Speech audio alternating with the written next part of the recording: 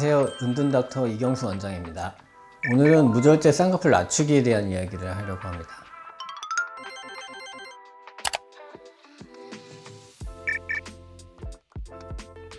소세지 쌍꺼풀이라는 말 자체도 이제 조금 주관적이기도 하고 조금 애매한 얘기이기도 한데 어색하게 큰 쌍꺼풀 느낌이다라고 봐야 될 텐데 1년 정도 지났으면 그게 결과물이 아닐까 싶습니다. 본인이 생각하기에 좀 어색하게 좀 크다 그런 느낌을 판단을 하려면 그래도 한 6개월은 넘어야 그때 판단하는 게 맞겠죠.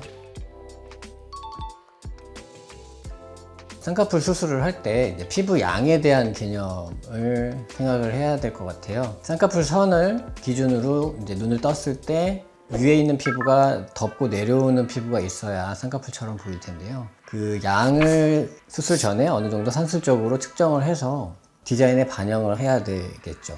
그 외에는 디자인적인 문제가 별로 없었는데 그래도 쌍꺼풀이 크고 두껍게 나오는 경우라면 쌍꺼풀선과 속눈썹 쪽 사이의 조직의 양에 따라서도 좌우가 될 수도 있고요. 그 다음에 쌍꺼풀선을 고정하는 높이, 눈썹 쪽으로 더 높게 고정을 했다거나 뭐 이러면 그럴 수도 있고요. 또 한 가지는 눈 뜨는 힘이 약할 경우에는 또 쌍꺼풀이 무지하게 커 보일 수 있겠습니다. 쌍꺼풀이 높게 있을 때 피부를 제거하지 않고 어색한 그 높은 쌍꺼풀보다 좀 더 낮은, 훨씬 더 낮은 위치에 새로운 쌍꺼풀을 만들어서 쌍꺼풀로 되게끔 하는 이제 수술이라고 보시면 됩니다. 어떻게 보면 눈을 감았을 때는 원래 그 어색한 쌍꺼풀의 흔적이 보이겠죠. 그거를 이제 두줄딱이라고 보통 얘기를 하고요. 표준적인 용어라고 볼 수는 없겠죠. 피부가 많이 모자라 보이는 경우라면 가능한 그 여건에서 해결을 해야 되니까 더 이상의 피부는 제거하면 안 되는 것이고 그 최대한 피부를 보존하는 상태, 피부를 제거하지 않은 상태에서 쌍꺼풀 낮추기를 해야 되겠죠.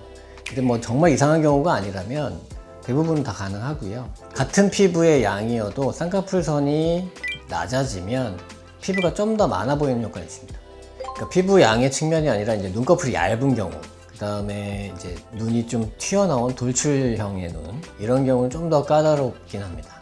왜냐하면 이제 쌍꺼풀 낮추기는 다 가능한데 2차적으로 회복하는 과정에서 약간 주름진 느낌이 살짝 뭐 있는 경우도 간혹 있기 때문에 그런 경우에는 이제 뭐 소량의 뭐 지방 이식을 뭐 부분적으로 한다거나 뭐 이런 게 필요할 수도 있습니다. 쌍꺼풀을 낮춘다라고 했을 때는 가지고 있는 쌍꺼풀이 자연 쌍꺼풀이든 매몰처럼 비절개로 했든 절개 방식의 쌍꺼풀로 했든 그거에 관계없이 쌍꺼풀을 낮추려고 한다면 대부분은 절개를 선택해야 됩니다. 왜냐면 쌍꺼풀은 더 높은 위치의 쌍꺼풀만 유효합니다. 근데 두줄딱이라는 개념, 그러니까 무절제 쌍꺼풀 낮추기의 개념은 그걸 반대로 하겠다는 거잖아요. 그러니까 더 낮은 쪽이 쌍꺼풀이 되게끔 하려고 하는 거죠. 그래서 절개가 필요합니다. 부분 절개, 절개로 쌍꺼풀 수술을 한 경우에 무절제 쌍꺼풀 낮추기가 가능합니다. 당연히 가능하고 상태에 따라서는 좀 더 난이도가 달라질 수는 있겠죠. 낮추기 수술과 안검하수 수술은 동시에 가능하고 물론 당연히 필요한 경우에 해야 되겠죠. 모든 사람이 그렇게 하는 건 아니고요. 안검하수가 동반되어 있을 때 하는 것입니다. 그리고 물론 시간은 조금 더 걸릴 것이고요. 붓기가 빠지는 속도가 조금 더 걸릴 수는 있습니다. 어차피 쌍꺼풀 관련된 수술과 안검하수 쪽 수술은 이제 다른 거예요. 그래서 눈 뜨는 근육을 수술하는 것이 안검하수 수술이기 때문에 가장 안쪽에 있습니다. 가장 속에 있기 때문에 안검하수 수술을 먼저 하고 적절히 교정을 한 뒤에 이제 낮추기 쌍꺼풀 고정을 하면서 봉합을 하게 되겠죠. 이런 순서로 진행이 됩니다.